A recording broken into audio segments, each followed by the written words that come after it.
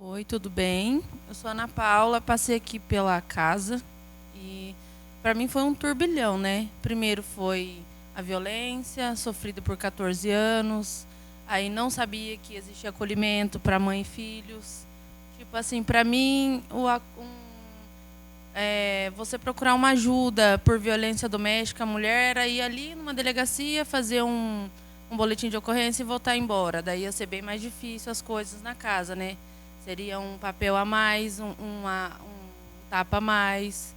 Você não saberia o que iria acontecer. Aí nesse caso meu, eu tive uma violência por 14 anos. Então eu sofri 14 anos, tive 4 filhos com o agressor. E por conta disso eu sofri muito, porque daí eu me desliguei de mim, né? Aí o que aconteceu? Nesses 14 anos eu não aguentei mais no último ano, que daí eu até tinha desistido de tudo.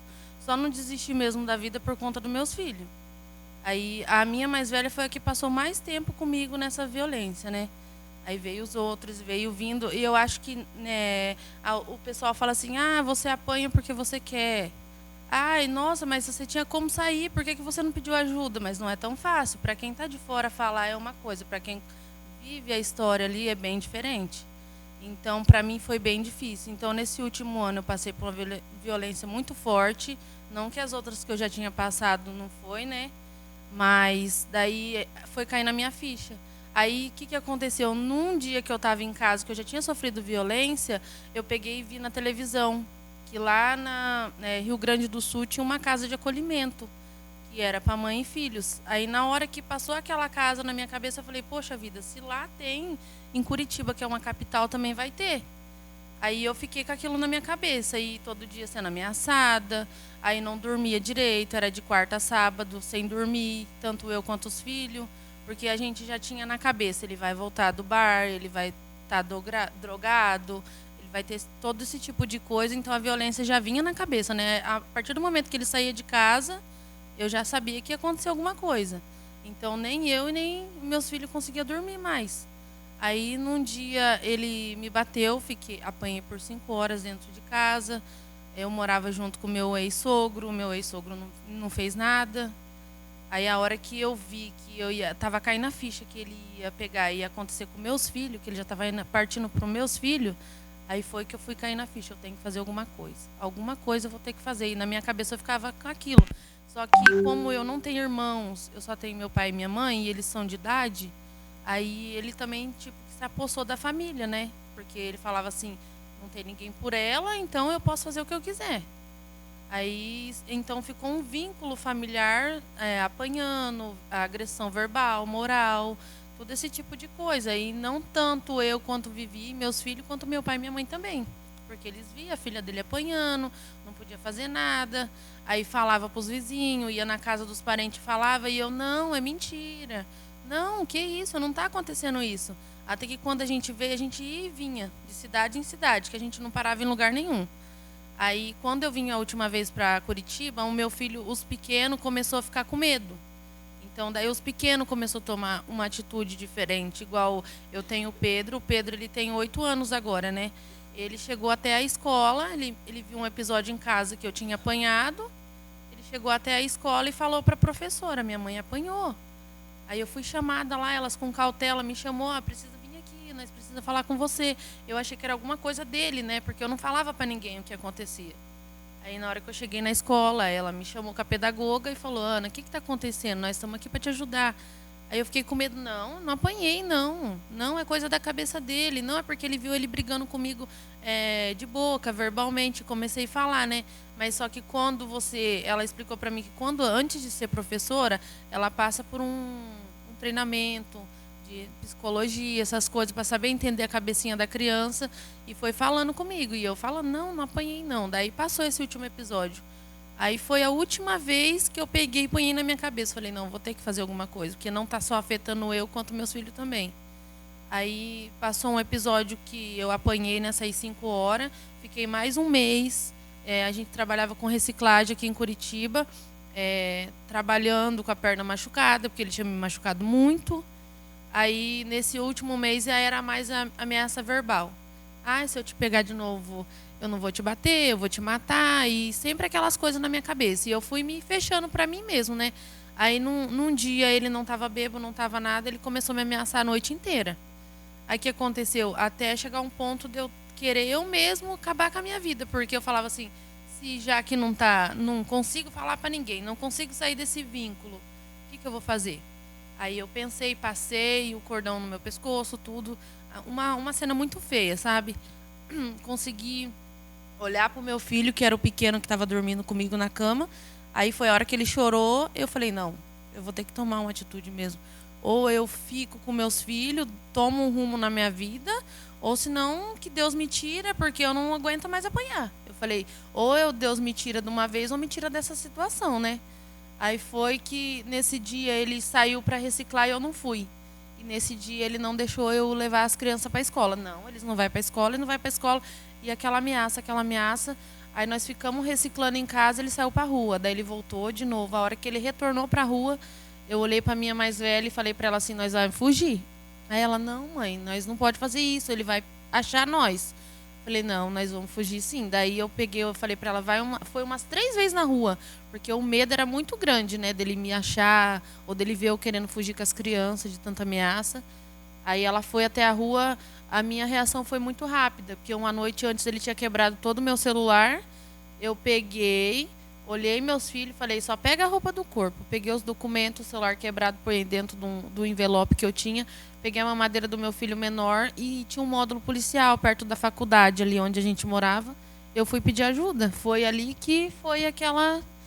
Falar, não, chega disso, não aguento mais, eu tenho que sair disso.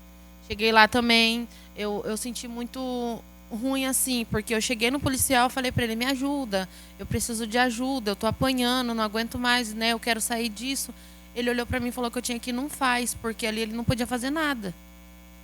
Aí eu falei para ele, mas como isso? Eu não posso sair daqui, eu tenho medo, eu não vou sair na rua com as crianças.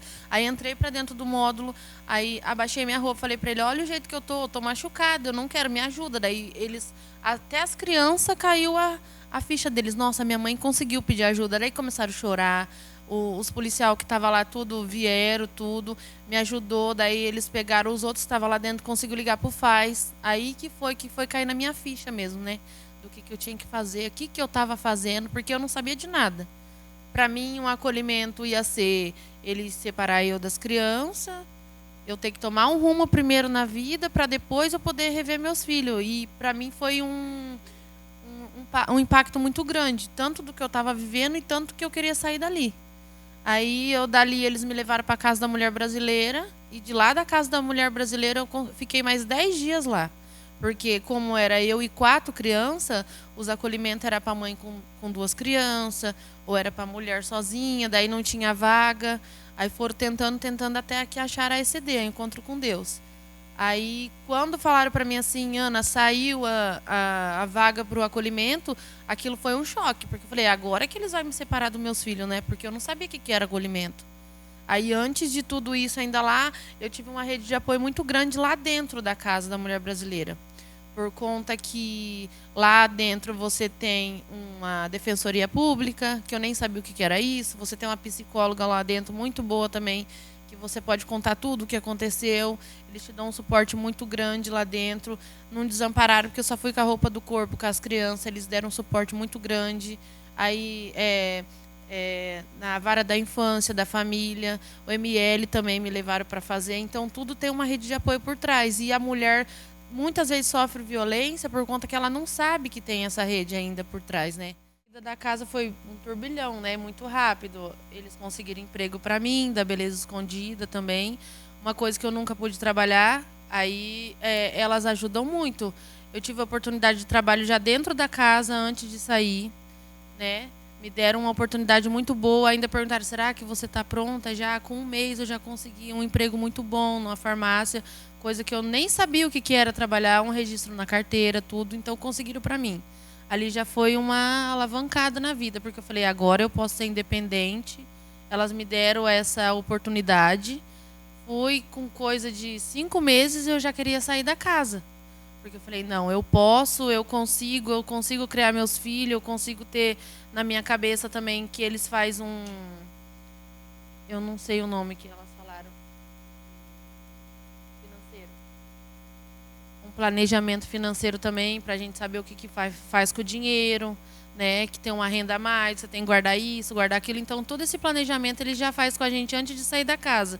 Aí, depois que eu fui lá para fora também, elas foram lá na minha casa, me acompanharam, como que ia ser a saída, se a casa ia estar boa para mim estar acolhida com meus filhos. Então, é tudo uma rede de apoio por trás.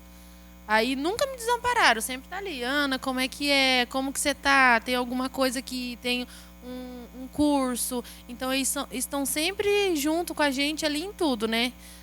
Até então ela fala para mim o que você tá precisando mais, é uma ajuda psicológica, alguma coisa assim. Então eu posso contar com essa rede de apoio que eu consegui aqui dentro da casa na saída. E para elas também foi bem assim eu surtei de uma hora para outra que eu queria sair da casa. E já fui, né? Então, para elas não foi aquele planejamento igual teve meninas que, não, se programaram, vai sair tal mês, tem um planejamento assim, conseguiram a casa assim, já estão os móveis dentro. Para mim foi tudo de uma vez. Então foi bem diferente, eu acho que até para elas, né? Oi, boa tarde. Bom, eu queria dizer que, como as tias, assim, pra mim também foi um choque muito grande. Quando a gente veio pro acolhimento, minha mãe falou, agora a gente vai sair. Aí eu fiquei mais em choque ainda, porque eu pensei, nossa, a gente vai sair daqui, vai abandonar tudo que a gente estava construindo aqui, né? Porque eu comecei a fazer os projetos daqui, que eles ofereciam tudo. E quando a gente saiu, eu tinha muito medo, eu tinha muito receio de sair e acabar sofrendo outra situação como a gente já tinha sofrido, acabar passando pelas mesmas coisas. E também tinha muito medo da gente cortar totalmente qualquer vínculo com esse lugar, né? Com tudo que a gente passou aqui. Mas não foi assim que aconteceu, né? Pelo contrário, foi uma coisa muito boa. Eles sempre estavam lá apoiando, vendo, olhando sempre para ver se a gente estava num lugar bom, para ver se a gente já tinha condições para sair do acolhimento. Depois disso, nos encontros do Rompendo Casulo, uma coisa muito boa mesmo, que eles nunca desampararam a gente. Eles sempre estiveram lado a lado, sempre perguntando, sempre apoiando. E também eu acho que, tipo assim, tudo que a gente passou e tudo que eles ajudam aqui da agora pra frente, eu não vejo mais a minha mãe como aquela Ana Paula sofrida. Não que ela tenha se apagado, mas ela ajudou a construir uma Ana Paula mais guerreira, mais forte. E eu sinto que aqui, nesse lugar, é isso que eles fazem. Eles fazem a mulher conhecer seu valor, conhecer que ela pode ser mais, que ela pode seguir em frente, que ela pode conquistar a sua independência. Isso pra mim não tem preço. Eu acho que é isso.